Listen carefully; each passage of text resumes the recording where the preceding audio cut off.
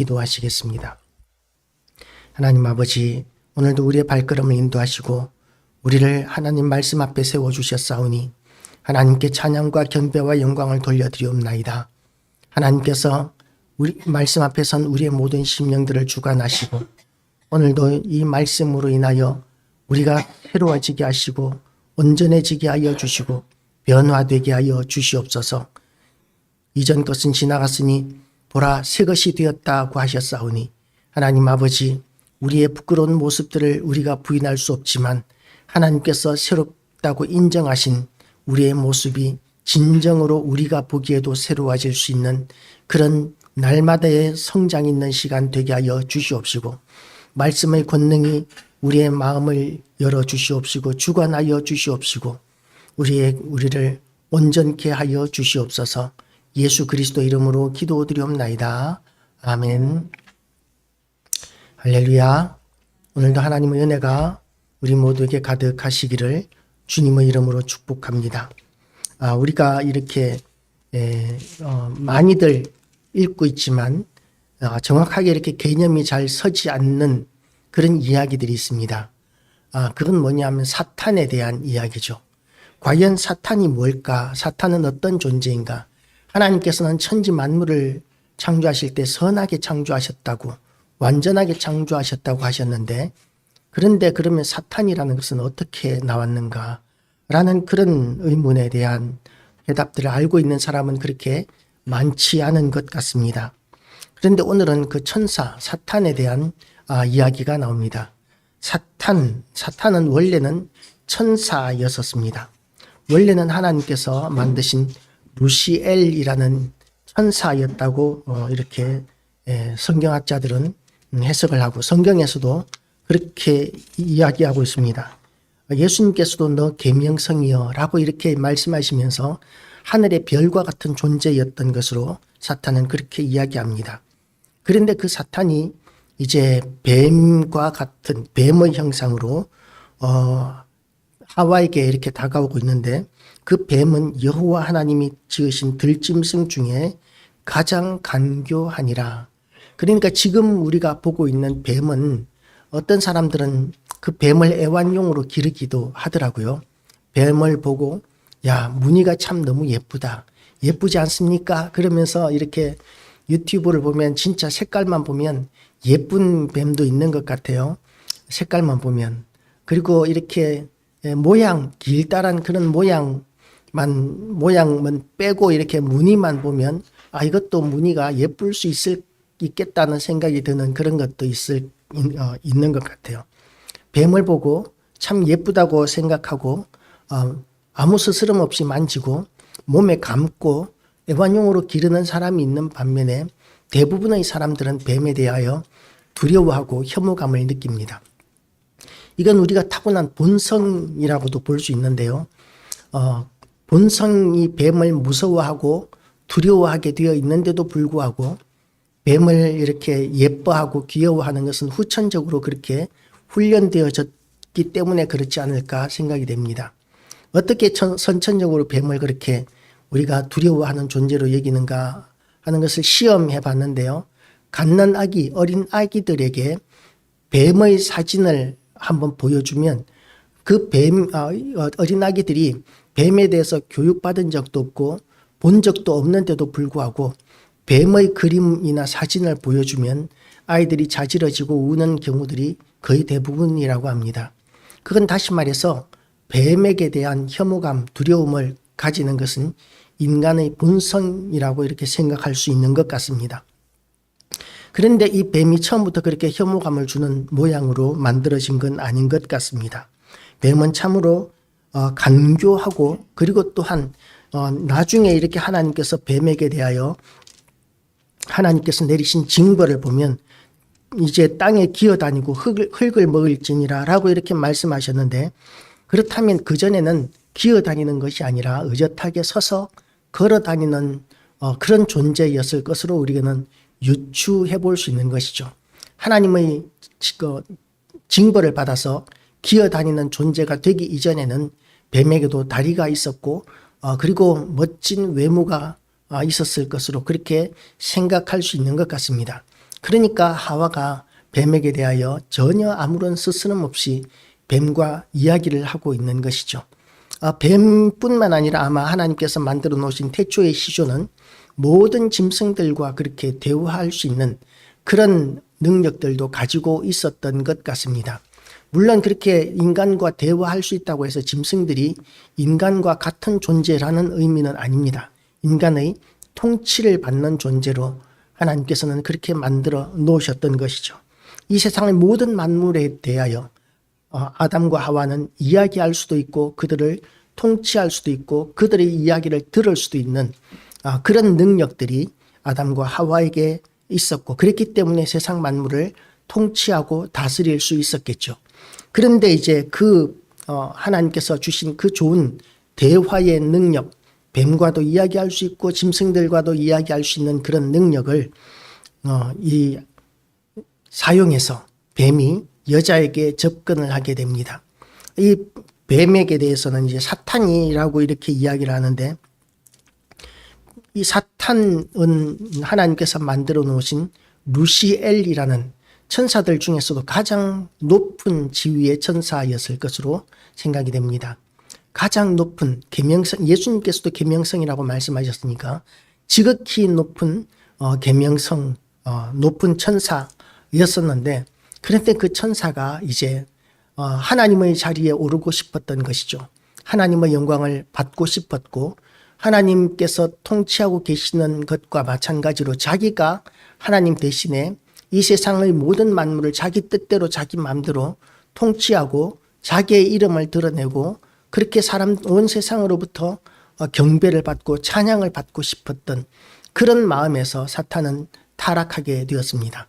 하나님께서 모든 만물을 선하게 만들어 놓으셨는데 아름답게 만들어 놓으셨는데 그런데 악한 것이 들어오게 된 원인이 뭐냐 하면 교만 때문이라는 것이죠.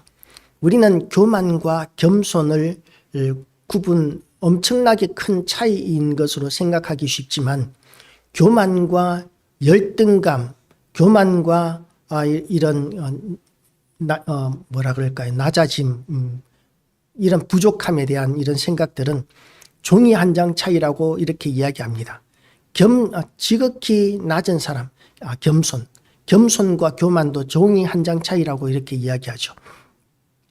그게 뭐냐면 너무나 오묘하게 이렇게 우리를 순간적으로 우리는 열등감을 가지게 되기도 하고 진정한 겸손에 이렇게 들어가기도 하고 그리고 그 겸손이 순식간에 교만으로 바뀌는데 어떻게 바뀌느냐 하면 나는 이 정도면 겸손한 사람인 것 같아 라고 생각한다면 그것이 막바로 교만이 되는 것이죠. 그러니까 순식간입니다.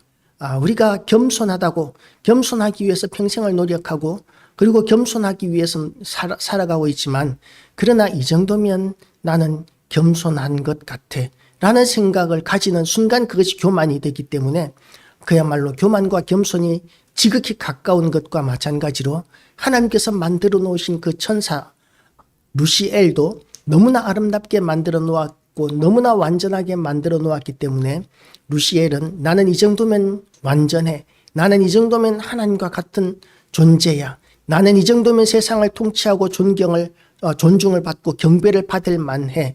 이렇게 순식간에 자기의 높음을 생각하는 그런 순간에 이 천사는 루시퍼가 되어버리죠. 그야말로 사탄이 되어버리는 것입니다. 그렇게 하나님의 자리를 차지하고 싶었던 사탄이 제일 먼저 한 것이 뭐냐면 하나님께서 세상을 정복하고 지배하고 다스리고 통치하게 하신 사람을 타락시키는 것이었습니다. 사람을 하나님께서 얼마나 사랑하시는지를 알기 때문에 그 사람이 하나님을 대적하게 만들고 그리고 하나님을 떠나게 만들면 하나님을 실패한 것으로 그렇게 실패자로 만들 수 있을 것이라고 사탄은 생각했던 것 같습니다. 사탄의 전략은 맞아 들어가는 것 같이 오늘 본문은 보여집니다. 물론 결론적으로 보면 하나님께서는 결코 실패하지 않으시는 하나님이시지만 그러나 지금 오늘 본문만 봐가지고는 사탄의 전략은 성공해 가는 것 같습니다. 그래서 사탄이 이렇게 하와에게 접근하는 방법은 첫 번째로 어떤 방법을 하느냐 하면 이렇게 뱀이 여자에게 물어 이르되 하나님이 참으로 너희에게 동산 모든 나무의 열매를 먹지 말라 하시더냐. 하나님의 말씀을 살짝 왜곡합니다. 하나님께서 먹지 말라고 하신 것은 동산 중앙에 있는 선악을 알게 하는 나무의 실과를 먹지 말라고 하셨죠. 그런데 사탄은 살짝 왜곡해가지고 동산 모든 실과를 먹지 말라고 하시더냐 라고 이렇게 다가옵니다. 그랬더니 이제 여자는 그 뱀에게 하나님께서 주신 말씀을 가르칩니다. 동산 나무의 열매를 우리가 먹을 수 있으나 동산 중앙에 있는 나무의 열매는 하나님의 말씀에 너희는 먹지도 말고 만지지도 말라. 너희가 죽을까 하노라. 고 이렇게 대답을 합니다. 하와의 말은 불완전한 정답이죠. 첫 번째로 이제 하나님께서 동산 나무의 모든 나무의 열매는 다 먹을 수 있다는 것만 그것은 맞습니다. 하나님께서는 너무나 많은 것을 주셨어요. 영생을 주셨고 아름다움을 주셨고 많은 능력을 주셨고 지혜도 주셨고 건강도 주셨고 그리고 동산에 있는 모든 것들을 통치하고 다스릴 수 있는 그런 존귀한 영광스러운 지위도 주셨습니다. 그런데 하나님께서 주신 말씀 가운데 하나가 뭐냐면 동산 중앙에 있는 선악을 알게 하는 나무의 실과는 먹지 말라 하는 것이죠. 먹지 말라고 하셨는데 여자는 너희는 먹지도 말고 만지지도 말라. 너희가 죽을까 하노라 하셨느니라. 말을 막 더하기 시작합니다. 예수님께서 오셨을 때 유다에는 율법학자들이 있었습니다. 그 율법학자들은 이스라엘이 그렇게 멸망하게 하고 지금 로마의 식민지로 있는 것은 하나님의 율법을 지키지 않았기 때문이다라고 그렇게 생각을 했었습니다. 그래서 율법학자들이 무슨 짓을 했느냐 하면 하나님께서 주신 율법에 울타리를 치기 시작합니다. 울타리를 치기 시작하는데 그게 무슨 이야기냐 하면 이제 안식일을 기억하여 그날을 거룩하게 할지니라 고 이렇게 말씀을 하셨으면 안식일을 지켜야 되는데 그런데 안식일을 혹시라도 범하지 않기 위해서 지금은 이제 우리가 하루의 시작을 시간으로 따지지 않습니까? 밤 12시가 지나면 이제 새로운 날이 시작이 되는데 그런데 그때 당시에는 해가 지면 그러면 그 다음 날이 시작이 되는 거예요. 해가 지고 그 다음 날 해가 질 때까지가 하루예요. 그게 이제 시간의 개념이 다릅니다. 정확하게 지금은 우리가 시계를 보고 3초 전 우리가 송구 영신 축제 같은 거 할 때 보면 시간 이제 타이머를 이렇게 놓고 9, 10, 9, 8, 7 이렇게 카운트를 하지 않습니까? 그렇게 해서 새해가 밝았습니다. 이런 식으로 하는데 그런데 유대인들은 그렇게 하지 않았어요. 해가 지면 그러면 하루가 끝나고 하고 새로운 날이 시작되는 것으로 여겼습니다. 그런데 그러면 열심히 일하다가 보면 해지는 줄도 모르고 이렇게 일하다가 보면 안식일을 범할 수 있잖아요. 그러니까 안식일을 범하지 않게 하기 위해서 랍비들이 율법학자들이 새롭게 친 울타리가 뭐냐면 해지기 한 30분 전부터는 안식일이다. 이런 식으로 울타리를 치기 시작하는 거예요. 그런 울타리를 친 것이 얼마나 많은지 그리고 또 그 울타리를 치기 시작하는 것들이 인간이 감당할 수 없는 그런 무거운 짐까지 이렇게 만들어내면서 그래서 울타리를 막 겹겹이 치기 시작합니다.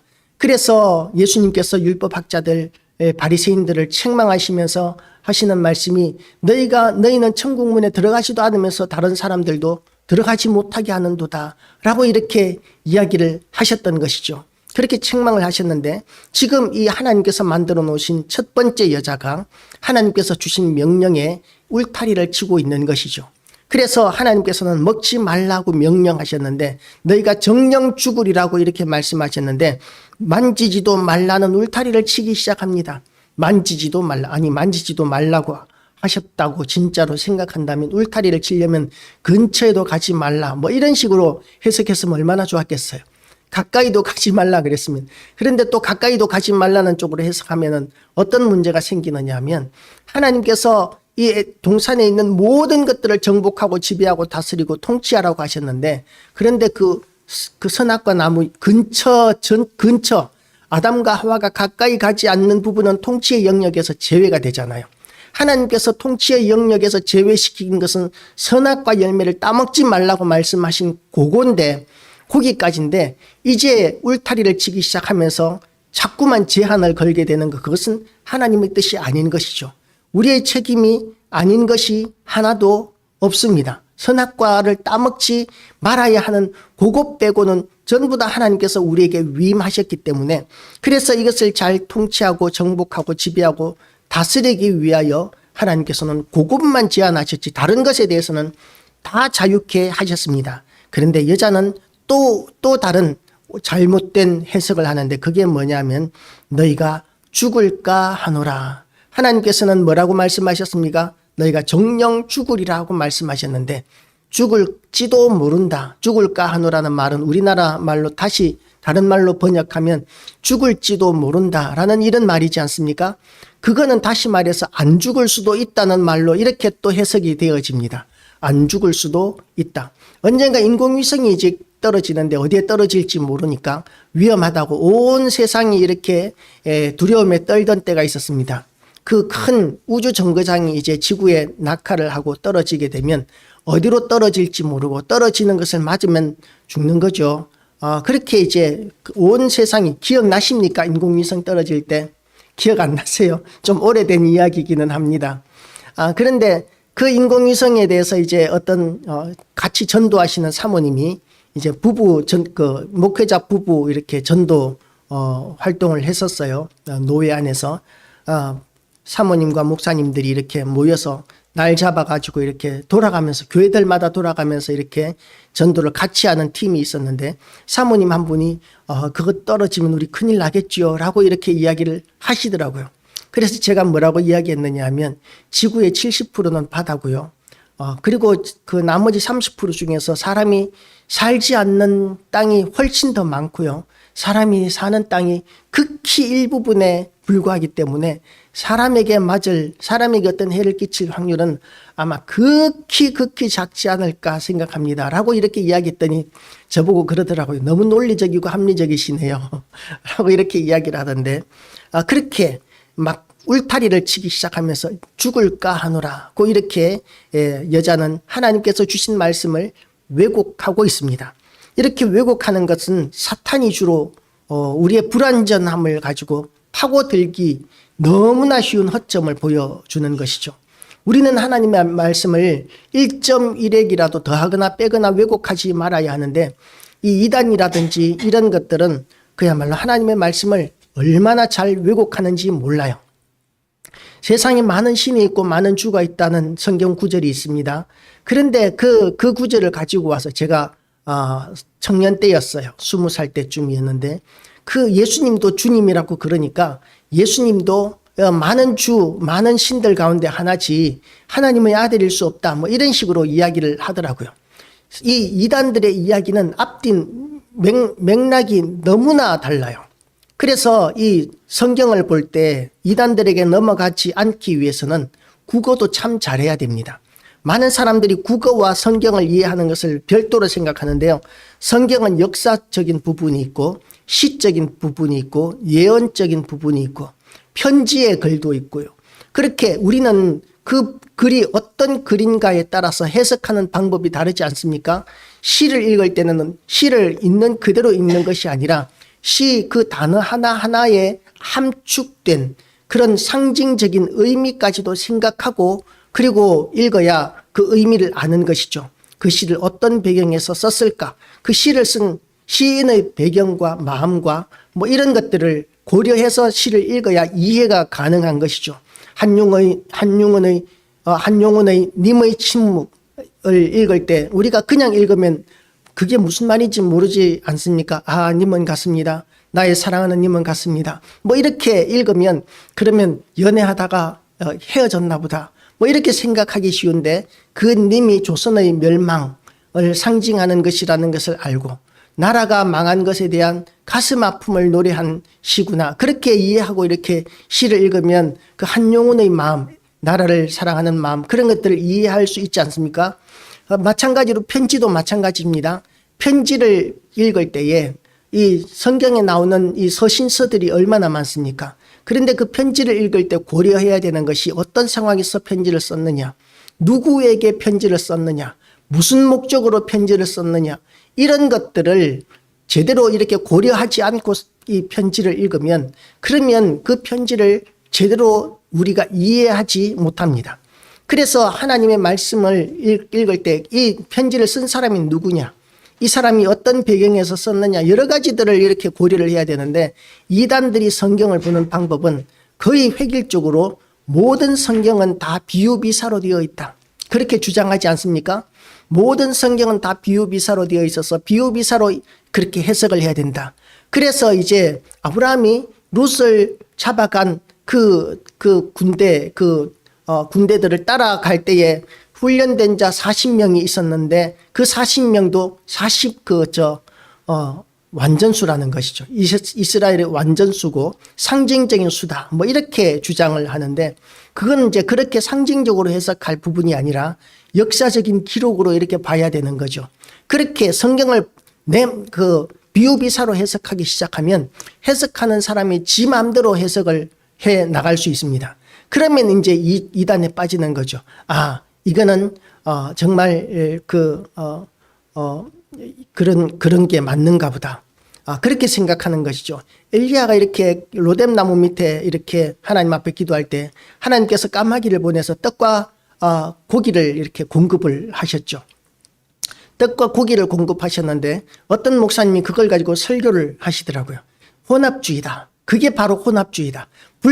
불길한 이런 까마귀라는 짐승, 부정한 짐승을 통해서 이 떡과 고기를 가져왔는데 그걸 안 먹어야 되는데 그걸 먹은 것은 그게 바로 혼합주의다. 뭐 이런 식으로 해석이 가능한 이유가 뭐냐면, 그게 바로 비유비사로 성경을 전부 다 보기 시작하니까 그렇게 해석이 되어지고, 이단들은 그런 형식으로, 그런 방법으로 만들어지게 됩니다. 들어보셨습니까? 그걸 비유비사라고, 그걸 혼합주의라고 이렇게 설교하는 거 안 들어보셨어요? 예, 그거 혼합주의라고 이야기를 하시더라고요. 아주 큰 교회 목사님인데 우리 교단은 아니고, 저는 딱 한 번 들어보고는 저런 목사님한테 왜 이렇게 사람들이 많이 따를까? 노래는 정말 잘하더라고요. 노래는 정말 잘하는데, 그런데 이제 그런 식으로 해석하는 것이 이제 우리가 성경을 왜곡하는 것이죠. 지금 여자가 하나님의 말씀, 하나님께서 주신 말씀, 너희가 정령 죽으리라고 하신 말씀을 너희가 죽을까 하노라, 비유적으로 이렇게 받아들이고 있는 것 같아요. 왜곡하고 있는 것 같습니다. 그러니까 그 틈을 사탄이 놓치지 않는 것이죠. 사탄은 틈을 타고 들어옵니다. 사탄은 언제나 빈틈을 타고 들어오는 것이죠. 그래서 우리는 사탄에게 빈틈을 보이지 말아야 합니다. 바벨론 성이 무너질 때 빈틈으로 이렇게 공격해서 페르시아 군대가 빈틈으로 이렇게 뚫고 들어갔는데, 바벨론 성이 얼마나 높은 성이냐면 성벽의 높이가 20m고 두께가 10m고 그리고 그 둘레가 완벽하게 이렇게 너무나 견고한 성이라서 저 바벨론 성은 절대로 무너지지 않는 성이다라고 이렇게 생각을 했었습니다. 그런데 그 성을 둘러싸고 있던 페르시아 군대가 그 성을 어떻게 점령할 것인가 아무리 고민을 해도 방법이 없는 거예요. 그런데 어느 날 보니까 성 위에서 어떤 병사 하나가 이 자기가 쓰고 있던 투구를 성 아래로 떨어뜨렸습니다. 그런데 그걸 가만히 보고 있으니까 이 병사가 그 투구를 줍기 위해서, 그 당시에 투구가 얼마나 귀한 거였겠습니까?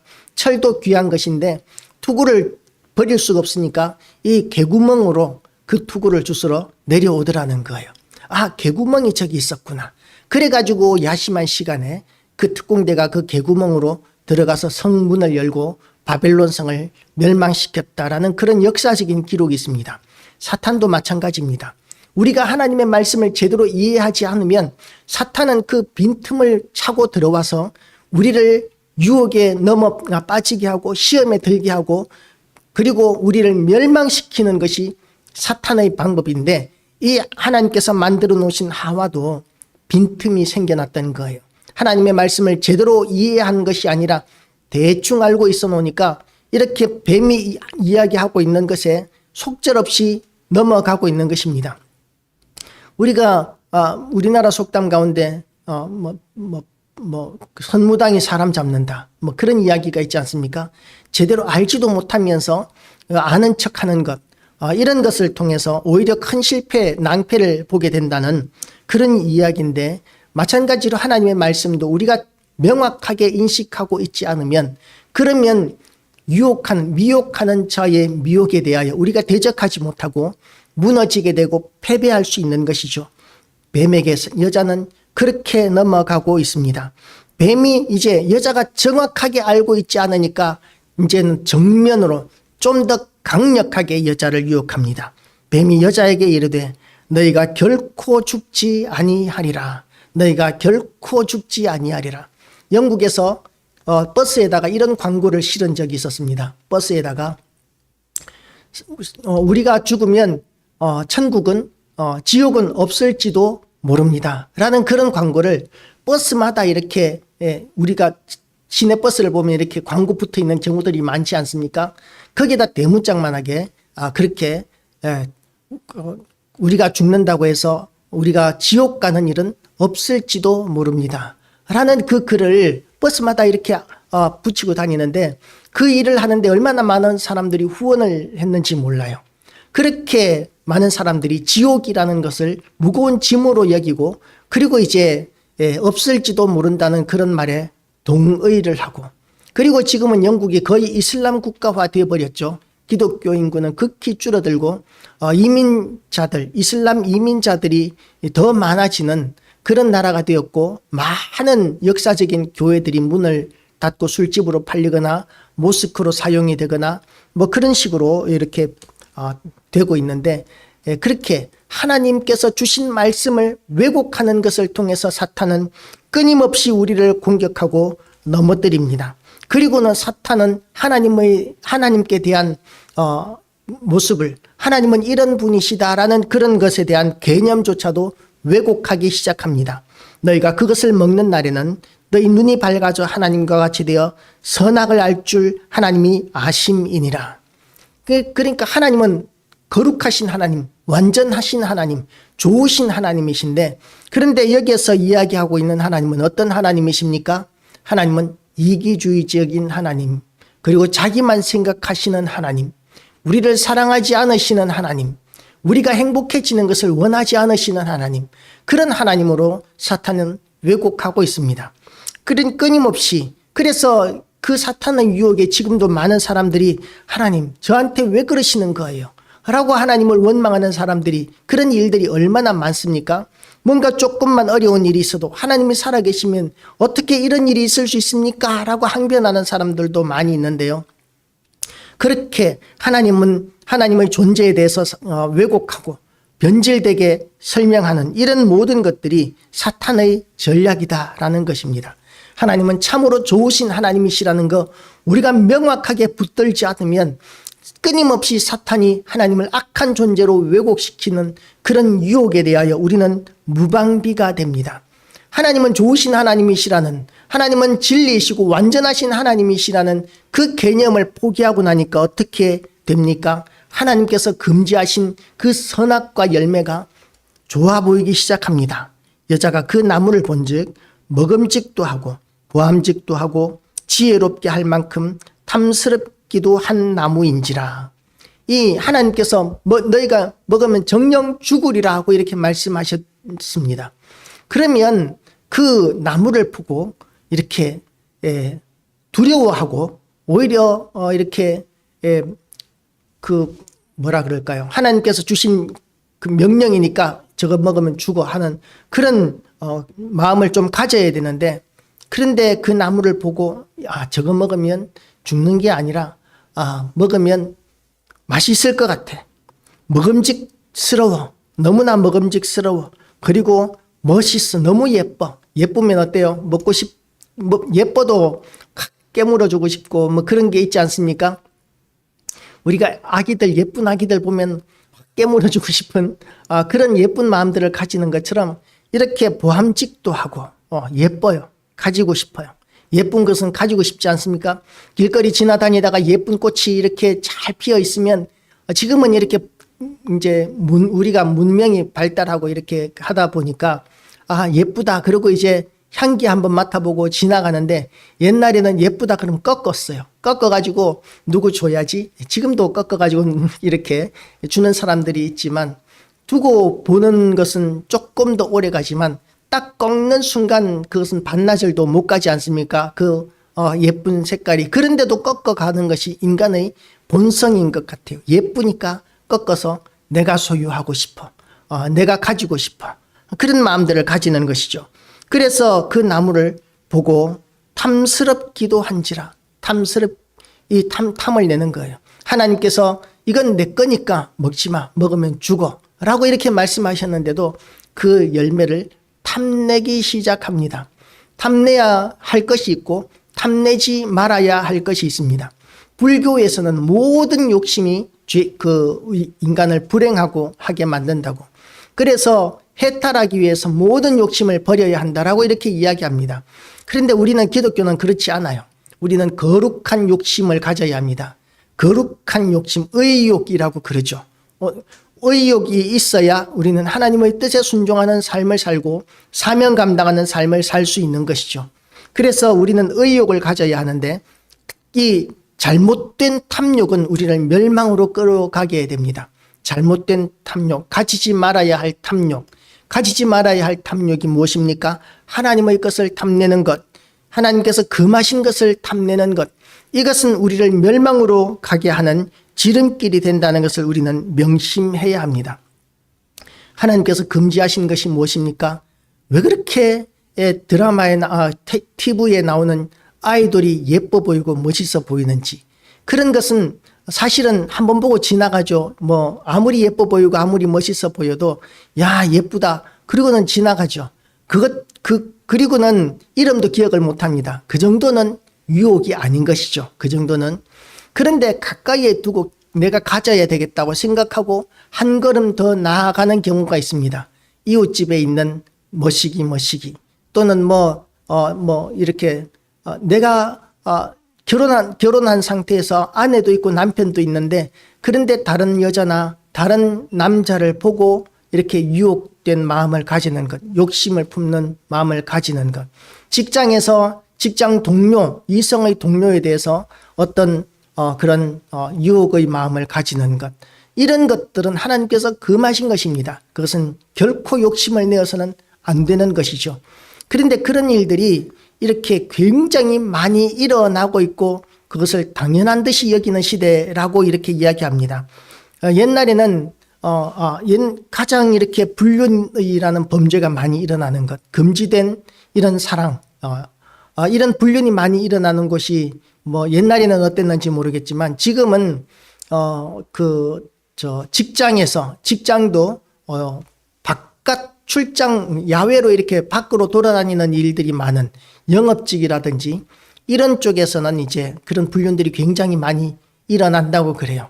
그런 이야기를 딱 듣고 나니까 경찰이 남자 경찰, 여자 경찰 이렇게 짝지어서 순찰차 타고 같이 다니는 거 보면 저거 위험한데 하는 그런 생각이 저는 들던데요. 너무 머리가 세속화돼서 그런 건지는 모르겠지만 어쨌든 그렇게 우리는 너무나 하나님께서 금하신 것에 대한 그런 욕망들, 금지된 욕망들에 너무나 많이 노출되어 있습니다. 이 하와가 이렇게 금지된 욕망에 넘어가게 된 첫 번째 이유가 뭐냐 하면 하나님께서 금지하신 것에 너무 가까이 접근해 있었던 것이죠. 우리는 유혹의 자리를 피해야 합니다. 나는 유혹을 넘어설 수 있어. 나는 유혹을 얼마든지 이길 수 있어. 이런 마음 자체가 바로 교만한 마음인 것이죠. 20년 동안 산속에서 열심히 수도한 수도사가 이제는 내가 하나님 앞에서 이제는 온전해진 것 같아.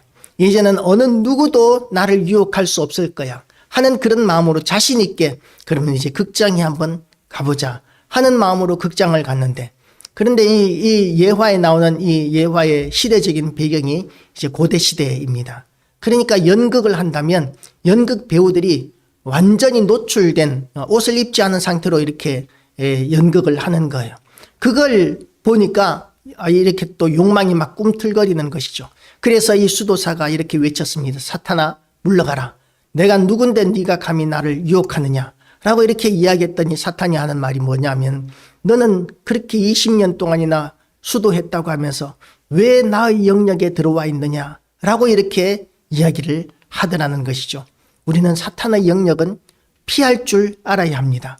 정말 우리가 감당할 수 있다고 생각하는 그 자체가 자칫하면 교만일 수 있고, 교만은 누가 나를 죄로 빠뜨리지 않아도 나 스스로 그렇게 죄에 빠지게 만드는 강력한 힘이 있습니다.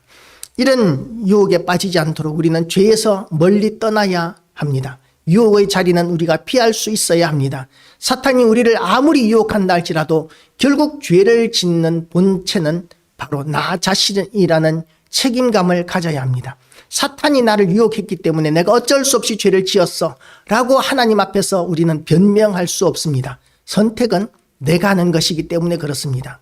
그래서 그런 선택에, 잘못된 선택을 하게 만드는 유혹의 자리를 우리는 피할 수 있어야 합니다. 그것이 지혜로운 선택입니다. 그리고 또 여자가 잘못된 것이 뭐냐 하면 자기와 함께 있는 남편에게도 주매 그도 먹은지라 죄는 자꾸만 발전하기 시작합니다. 욕심이 잉태한 즉 죄를 낳고 죄가 장성한 즉 사망에 이르느니라. 그 이렇게 죄는 성장해 나가는 이런 특징이 있고 또한 확장되어져 가는 특징이 있습니다. 얼마나 우리가 생명을 주기 위해서, 구원을 위해서 전도하라고 그러면 이 전도는 얼마나 힘든 일인지 몰라요. 이 전도를 이제 전도하라는 말만 아니면 교회 다닐만 해 라고 이렇게 이야기하는 사람도 있다고 합니다. 새벽 예배 오라는 소리 안 하면 좋겠고 전도하라는 소리만 안 하면 내가 교회 다닐만 한데 그것 때문에 마음에 부담이 돼서 교회 못 다니겠어 라는 사람도 있다고 합니다. 그런데 이렇게 우리가 죄에 대해서만큼은 달라요. 누가 시키지 않아도 한 잔 더 해, 한 잔 더 해. 담배도 요즘 담배값이 뭐 5,000원, 6,000원 하나요? 뭐 요즘 뭐 얼마 하는지 모르겠는데, 그런데 그 비싼 담배를 그냥 서슴없이 이렇게 권유하고 주는 거예요. 지 돈으로 사가지고 권유하고 지 돈으로 이렇게 술값을 내가면서 같이 먹자 그러고, 그렇게 나쁜 것에 대해서는 얼마나 이렇게 사람들에게 열심히 전하는지 모릅니다. 우리가 직장 생활을 하는데 직장에 다 이렇게 예를 들어서 부패해 있다면, 횡령을 하고 이렇게 뇌물을 받는 분위기의 직장이라면 그런 곳에서 우리가 거룩을 유지하기는 정말 어렵습니다. 만약에 다른 사람들이 어떻게 하든지 나는 내 할 일만 하고 나는 깨끗하게 할 거야 라고 하면 주변 동료들이 어떻게 보겠습니까? 저 인간이 우리 그 지원자만 깨끗한 척 하면서 언제 우리 뒤통수 칠지 몰라. 언제 우리 약점을 잡을지 몰라. 공범이 되어야 편안하게 이렇게 같이 나쁜 짓 해먹을 수 있는데, 공범이 아니면 그러면 자기들의 어떤 더러운 것들을, 죄를 알고 있는 깨끗한 사람이 가까이에 있다는 건 용납하기 어려운 것이죠. 그것은 너무나 큰 위험 부담이 되는 것이죠. 우리는 그렇게 소금과 빛이 되는 것입니다. 소금과 빛이 되는 것이 쉬운 것이 아니에요. 자기 희생을 감수하는 것입니다. 때로는 사람들로부터 미움을 당하고 때로는 자기가 희생해야 되는 경우들도 있어요. 소금이 역할을 감당하기 위해서는 녹아져야 되는 것 되고 등불이 켜져 있기 위해서는 자기를 태우는 그런 희생이 있어야 되는 것과 마찬가지로 우리는 소금과 빛이라고 이렇게 주님께서 말씀하셨는데, 온 세상이 다 썩었고 부패한 가운데서 사람들의 미움을 받을지라도 우리는 거룩함을 유지해야 되는 그런 사명을 가지고 우리는 이 땅을 살아가고 있는 것이죠. 그런 거룩함으로 말미암아 하나님의 거룩하심을 보여주고 사람들이 하나님 앞에 돌아올 수 있도록 우리는 초청할 자격을 가지게 되는 것입니다. 그런데 이 하와뿐만 아니라 죄에 빠진 모든 사람들이 공범을 모집하는 일에는 얼마나 열심인지 몰라요. 부끄러운 줄도 모르고 두려운 줄도 모릅니다. 우리는 하나님 앞에서 죄의 특징을 오늘 이 말씀을 통해서 깨닫고, 내가 온 세상이 하나님을 거역하고 대적하고 타락한 가운데 있을지라도 나는 하나님의 말씀 앞에서 견고히 서리라. 하나님께서 주신 말씀을 명확하게 붙들고 어떤 유혹의 자리에도 내가 피하고, 그리고 하나님의 말씀을 붙들고 살아가리라. 사명 감당하는 삶을 살리라. 이런 결단하는 이 아침 되시기를 주님의 이름으로 축복합니다. 기도하시겠습니다. 하나님 아버지, 너무나 영광스럽고 너무나 존귀하게 너무나 완전하게 하나님께서 천사를 만들어 놓았더니 그 천사가 타락하여 사탄이 되었음을 오늘 본문을 통해서 보았습니다. 하나님 앞에서 사탄이 되어버린 이 천사는 끝까지 하나님을 거역하고 대적하고 인간을 타락시키는 일에 얼마나 많은 일들을 감당하고 있는지 모릅니다.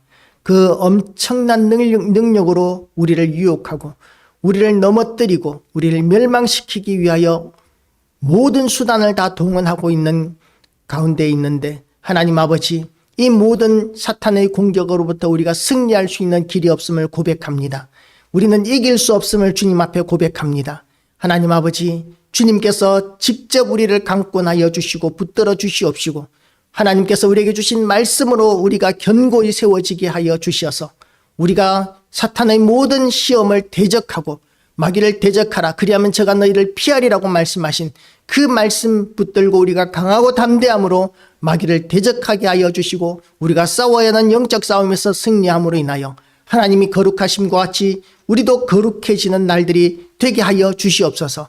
그래서 세상이 우리를 좋아하지 않더라도, 인정해 주지 않더라도 우리가 하나님 앞에서 거룩한 모습을 우리가 회복해 가는 가운데서 하나님께서 우리에게 주신 사명을, 중요한 사명을 감당하는, 거룩한 사명을 감당하는 교회와 성도들 되게 하여 주시옵소서. 모든 영광 하나님께 돌려드리오며 예수 그리스도 이름으로 기도드리옵나이다. 아멘.